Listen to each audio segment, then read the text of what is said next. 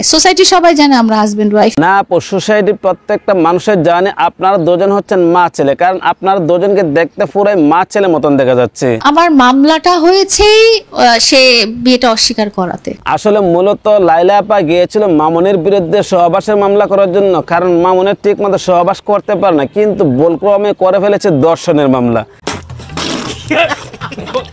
আরে ভাই আপনি হাসতেছেন কেন? আমি কি আর খারাপ কোনো কিছু বলেছি? আজকে কিন্তু তাদের বিষয় নিয়ে অনেক কিছু আপনাদের সম্মুখে পেশ করব। যদি আপনি ভিডিওটা শুরু থেকে শেষ পর্যন্ত দেখেন অবশ্যই বুঝতে পারবেন। তুমি যে সিঙ্গেল, তুমি যে আমাকে বিয়ে করো নাই, তাহলে আর দেরি কিসের? চলুন ইন্টু মারি ইন্টু দিয়ে ভিডিও শুরু করি। তুই যেদিন থেকে রেগুলার পাঞ্জাবি পরস ওই দিনই বুঝছি তোর একটা টার্গেট আছে। সোসাইটি সবাই জানে আমরা হাজবেন্ড ওয়াইফ। আপনি যে বললেন সোসাইটির মধ্যে প্রত্যেকটা মানুষের জানে আপনারা হাজবেন্ড ওয়াইফ, তাহলে কি আপনাদের খাবির নামা কি হয়েছিল? কাগজ বাদ।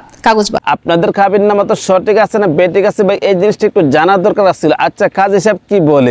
এটা টোটালি আমাদের কাছেই ফলস মনে হচ্ছে। কাজী সাহেবের কথার অনুযায়ী গিয়ে বোঝা যাচ্ছে আপনাদের খাবির নামাটা সঠিক নাই, আপনাদের খাবির নামা হচ্ছে ফেক। তো বিয়ের কাবিন নামাটা যদি ফেক হয় তাহলে আমরা হ্যাঁ, আপনারা এরকম একটা ফেক কাবির নামা নিয়ে আসলে আপনারা জামাইবো সাজছেন, তার মানে সোসাইটির মধ্যে প্রত্যেকটা মানুষকে এই জিনিসটা বোঝাচ্ছেন আপনারা হচ্ছেন জামাইবো, কিন্তু মূলত আপনারা হাজবেন্ড ওয়াইফ না।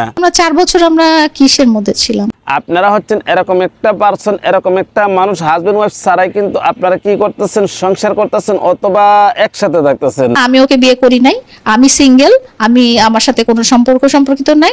বাইরে ভাই আমরা একটা জিনিস প্রত্যেকটা মানুষই জানি, যদি কোনো মানুষের কাবিন ছাড়া বিয়ে শাদী করে তাহলে কিন্তু এই জিনিসটা সঠিক হয় না, কিন্তু এই জায়গার মধ্যে তারা তো বিয়ের কাবিন নামাটা যদি ফেক হয়, এই জায়গার মধ্যে তারা কাবিন ছাড়া এরকম ভাবে কোনো কিছু না করে তারা একসাথে বসবাস করছেন দীর্ঘদিন যাবত। 2022-এ আমাদের নিজেদের বাসায়। আচ্ছা আপু, আপনি যে বললেন যে 2022 সালে আপনাদের বিয়ে শাদী হয়েছে, আপনাদের বিয়ে শাদীটা কিসের মাধ্যমে হয়েছিল? 2022-এ আমাদের নিজেদের বাসায় ঘরের মধ্যে কাজে নিয়ে আসছে, আর এই কাজী সাহেব তাদেরকে বিয়ে করেছে, অথচ এই কাজী সাহেব বছর আগে মারা গিয়েছে। তাহলে তারা কিরকম ভাবে কোন কাজের দ্বারাতে বিয়ে করেছিল? উনি অলরেডি 2020 সালে মারা গেছে, উনি আমার বাবাই।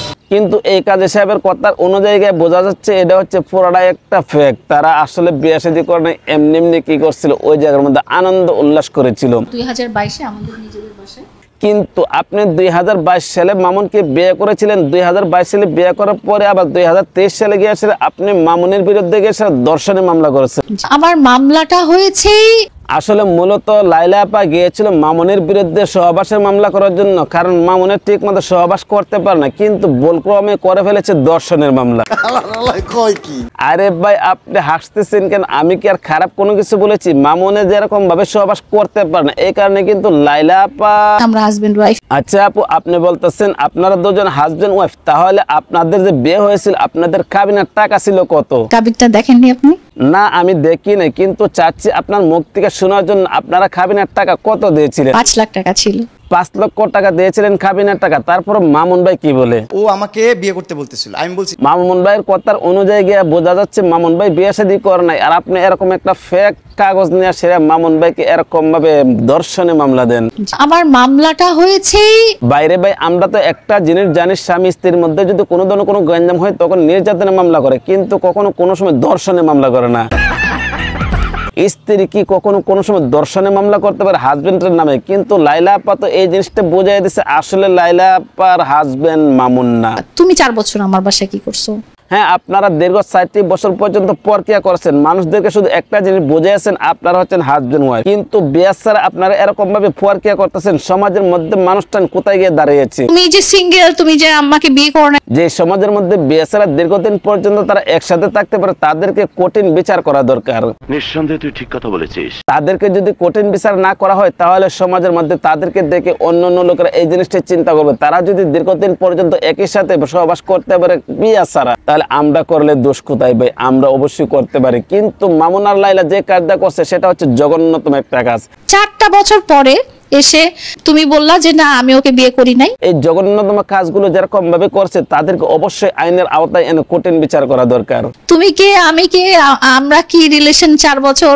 তুমি কে, আমি কে? আসলে তোমরা হচ্ছে পরকিয়ার মানুষ, তোমরা এরকম ভাবে দীর্ঘদিন যাবত পর্যন্ত পরকিয়া করেছো। তুমি বললা যে না আমি ওকে বিয়ে করি নাই। মামুনে তোমার কোনো কিছু না, তারপরে তুমি মামুনকে নিয়ে এসে এরকম ভাবে একই কাঠে একই বিছনার মাঝে তোমরা থাকছো কিরকম ভাবে জানি না। তোমাদের বিয়ে তো সঠিকই হয় না, তারপরে তোমরা এরকম ভাবে একসাথে থাকলা দীর্ঘদিন পর্যন্ত, কি বলবো ভাই, দুঃখের কথা, সারাঙ্গ ব্যথা, মলম দিবে কোন জায়গা। তুমি 4 বছর আমার বাসায় কি করছো?